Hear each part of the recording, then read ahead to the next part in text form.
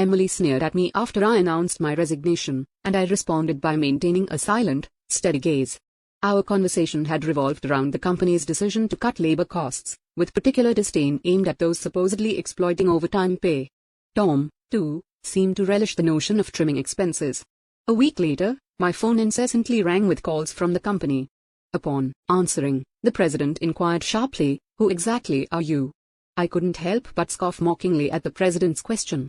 In response, I introduced myself as Lily Johnson, a 59-year-old employee with 37 years of dedicated service since my college graduation.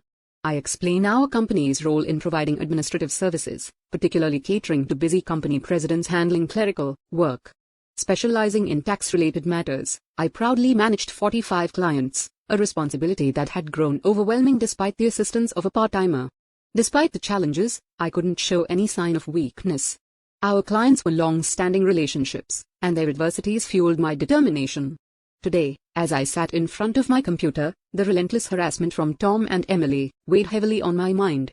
Tom, 7 years my junior and now the head of the tax department, had drastically changed his demeanor 3 months ago upon promotion. His once polite tone was replaced with condescension and complaints, making every interaction a struggle. Even when I countered, he remained unfazed, instructing me to consult Emmanuel for guidance and warning against unnecessary actions. Emily, Tom's assistant, joined in the harassment, criticizing my efficiency and mocking my rank and file status. Despite being the first to decline a promotion to department head, a fact unknown to Tom and Emily, I committed to completing my regular duties. Their harassment persisted, with Tom accusing me of increasing overtime, branding it a waste. Emily echoed his sentiment, sighing as she claimed my constant overtime was dragging down the entire tax department's performance. The recent cause of my overtime was Tom unexpectedly leaving a month's worth of client files on my desk to be filed by the end of the month after work.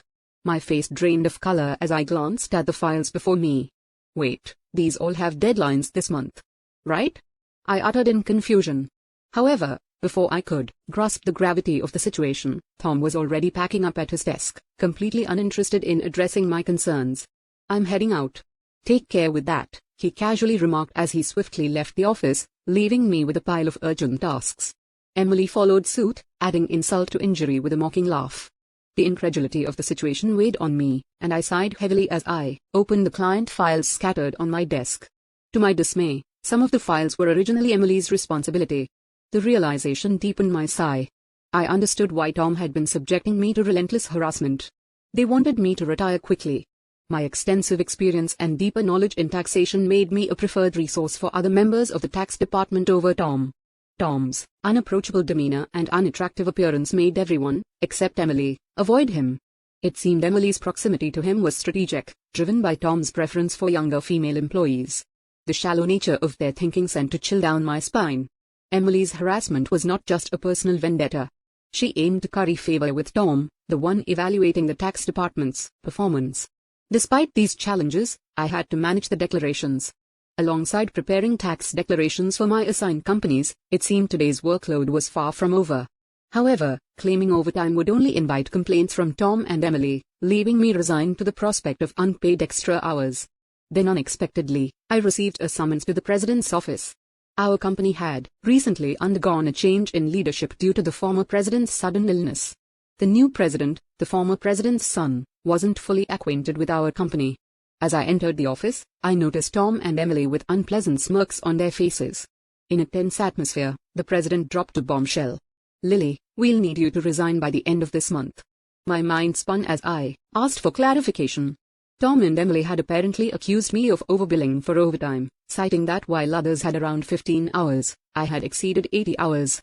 The president, oblivious to the true circumstances, seemed impressed with Tom and Emily's zero overtime. The reality of the situation hit me. The inflated overtime was a result of doing Tom and Emily's work. However, revealing Tom's instructions would risk portraying it as my own inability to manage time effectively. I presented the facts, asserting that I hadn't overbilled for overtime but struggled to finish my workload within regular hours. The president sighed deeply, expressing doubt but acknowledging the lack of evidence to pursue the matter further. Nevertheless, he insisted that they couldn't retain someone working at such a slow pace. Resigned to the situation, the president suggested my resignation, and it seemed his mind was made up. Told to leave the company I had devoted 37 years to, I felt a weariness settle in. Despite my dedication, the additional workload from Tom and Emily went unappreciated. I agreed to resign at the end of the month, acknowledging that I had already communicated my decision to the president. As I glanced at Tom and Emily, their vulgar smiles reflected satisfaction. Leaving the president's office, Emily taunted me with a sarcastic, "Thanks for quitting," her sneer cutting through. I responded with a silent stare, facing similar disdain from Tom, who shared his approval of cutting labor costs and labeled me as someone exploiting overtime pay. Observing their cheerful conversation, I pondered the handover process. Creating documents for all my clients, I ensured proper farewells and appointments with those I could meet personally. Unable to schedule a meeting with the president, I resorted to letters to inform them of my successor.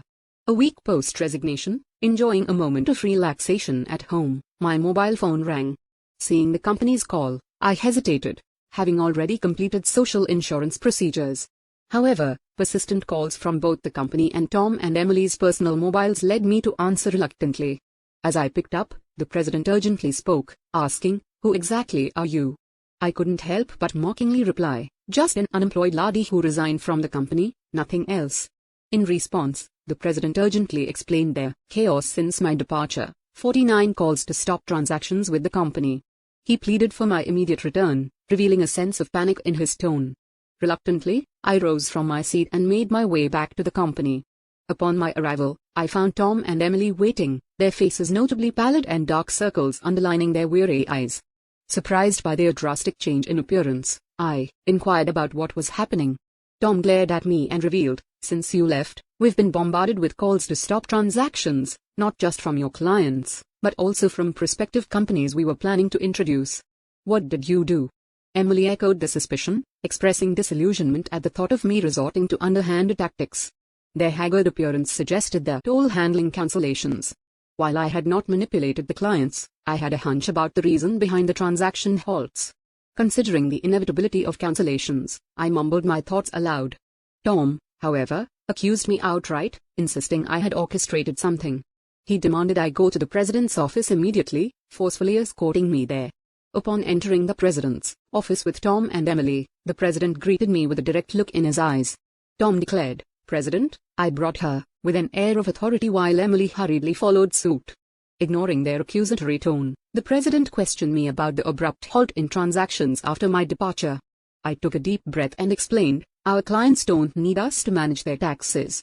There are tax accountant firms that offer cheaper services. They continued with us because of me." Tom snapped back, questioning my self-worth, and Emily taunted me, both challenging my value to the company. Undeterred, I elaborated on my unique approach, offering tailored tax-saving strategies that resonated with our clients. Tom dismissed it as inefficient, arguing that their manual-based operations were more practical. The president sighed deeply, recognizing the fundamental difference in our approaches. In a serious tone, he said, "Actually," signaling a crucial revelation or decision to follow. I received a surprising call from my father, the former president. It turns out that some clients, who had stopped transactions, went directly to Dad to negotiate on my behalf. I hadn't anticipated clients going to such lengths for me. Dad emphasized that the tax department thrived because of my contributions. Not only did I manage my clients efficiently, but I also supported my colleagues' clients, possessing knowledge that even Tom couldn't match. Dad disclosed that if I hadn't declined the promotion, I would have held a higher position than a department head by now. The current president expressed regret with a pained expression. Emily appeared shocked, probably grappling with the idea that I could have been her superior. The president apologized for making me resign initially and asked if I would consider revoking my resignation. According to Dad, I was indispensable to the company. While I appreciated the change in the president's perspective, I hesitated to accept. Tom interrupted our conversation, visibly upset, and protested the president's decision, questioning why I was chosen over him. Emily echoed his sentiments, praising Tom's leadership and expressing disbelief at the preference for me. The president then sternly addressed them, revealing that since my resignation, numerous complaints had been received from the tax department, suggesting they had been shifting their workload onto others. Tom's face turned pale as the president exposed the fact that he had been pushing the preparation of client declaration forms onto subordinates, including Emily's work for multiple clients. The president pointed out the irony, considering Tom had accused me of being a salary thief. Observing Tom and Emily's pale expressions, the president continued by revealing an alleged leak about their romantic involvement. Tom struggled to defend himself, claiming he was merely mentoring Emily as her superior. However, the president produced receipts from the accounting department indicating dining expenses filed by Tom. Confronted with evidence, Tom, sweating profusely, was unable to provide a convincing explanation. Emily too turned ghostly pale as the president accused them of neglecting their duties, inflating expense claims, and violating company policy by having an affair in the office while being married. In a calm and straightforward manner, the president declared the termination of their employment effective immediately. Tom and Emily tried to resist, promising to retract the receipt claims and pleading for their jobs. "I have a family," Tom desperately pleaded, attempting to reverse his termination. Emily echoed his sentiments, carefully expressing her fear of being fired. She promised to apologize to me and others for burdening them with work, realizing the gravity of the situation involving neglect of duties and an affair with a supervisor. Concerned about her reputation, she implored for a second chance. Sensing their desperation, I offered advice. "Why don't you stop resisting? It's undignified," I suggested. Tom glared at me, retorting, "Shut up. What would a single person like you understand?" I sighed, reminding him, "Tom, you were the one who got me fired. It's just karma. What goes around comes around. Why don't you take some responsibility and reflect a bit?" Frustrated, Tom looked away, while Emily bit her lip in distress. Aware of more details about their misconduct, I turned to the president asking with a smile if I should share them. Tom and Emily frantically tried to stop me, fearing further exposure. I issued an ultimatum warning them that wrongdoings would eventually come to light, urging them to face reality before it worsened. At my words, both Tom and Emily collapsed to their knees, and the president decided to fire them on the spot. Later, I revealed more about their misdeeds, including Tom faking business trips to spend days with Emily and their insidious tactics of harassing disliked employees into quitting. Despite my attempts to help those employees, Tom and Emily's strategies were relentless. They repeatedly reprimanded and pressured employees out of my sight, often assigning sudden tasks with tight deadlines. The resigned employees had initially asked me to keep quiet, but since they were now happily working elsewhere, I decided it was time to speak up. The president, furious at my revelations, expressed anger about cutting Tom and Emily's final salary. He planned to thoroughly investigate past inflated expense claims. Tom, with tears in his eyes, begged the president not to cut his salary, fearing the impact on his family. As the truth unraveled, Tom's affair with Emily came to light, leading to Tom's divorce. The two now face claims for compensation in the divorce lawsuit, marking the consequential aftermath of their actions. I became aware of the situation when Tom reached out to me, seeking assistance in persuading the president to reconsider their firing. Emily and Tom found themselves in dire straits. Despite their efforts, they struggled to secure new jobs in the tax industry. The industry's close-knit nature meant that word of their misdeeds spread rapidly, making potential employers hesitant to hire them. Desperate for income to cover divorce compensation and living expenses, they resorted to day labor at construction sites, a stark departure from their previous office roles. Emily would often call me in tears, pleading for help. "Lily, please help.